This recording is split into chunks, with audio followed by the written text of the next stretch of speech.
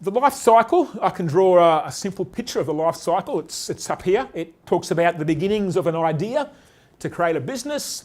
From that idea, we talk about a feasibility. You know, what process are we going to use? What machines are we going to use? What's it going to cost? How many people are we going to need? How big a footprint is it going to be? We go and model all that on paper, basically. Then somebody will price that feasibility design and come up with a number to invest that will produce the output we expect. We go to the banks, get the approval for the money.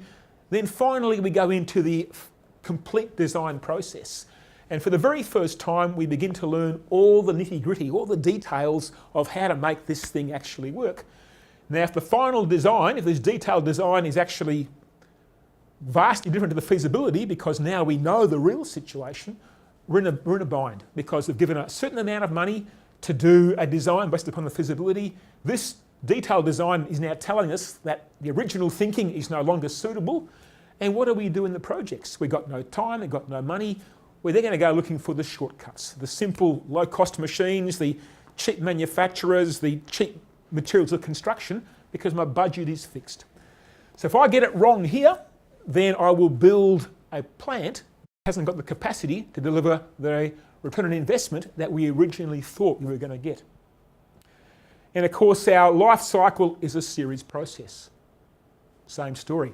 Get it wrong here, the knock-on effects will be there forever. Get it wrong halfway through, and the engineering design is the wrong material selection, the wrong pump design for the application, the wrong machinery for that situation. I will live with that machine until it is replaced sometime in the future. So we have a series process here that I have to manage on the understanding that if I get it wrong at any point, the knock-on effect in our operation will be forever more and will last until that machine or design is replaced. And that may be 10, 15, 20 years away. So for 20 years, I'm going to live with a dog, and that dog's going to cost me a lot of money that, had I got it right back here, would have made money for me. But now it's going to lose money, and it will do forevermore. So yeah, the profits come from the operation, and if the operation has got a lot of problems because of the previous choices made, we're stuck with that. And don't want that. And I solve that by making sure that I get it right down here. So one of the techniques we apply in plant and equipment wellness is to get it right down here.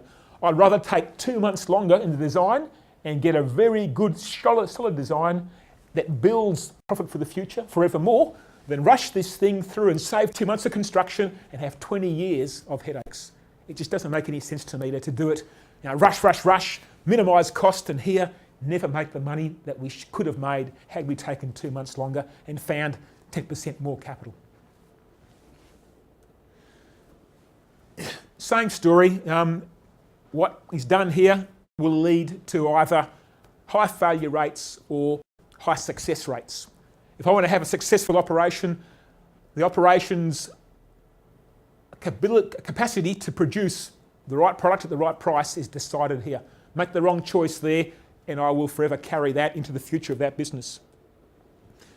So I create my failures in the future because of my bad choices at the beginning. And if I don't have a process to maximise the value of those choices, then I will, by the nature of human beings, 35% of my future failures are going to be because of the design process selections. That's been that figure for a long, long time now.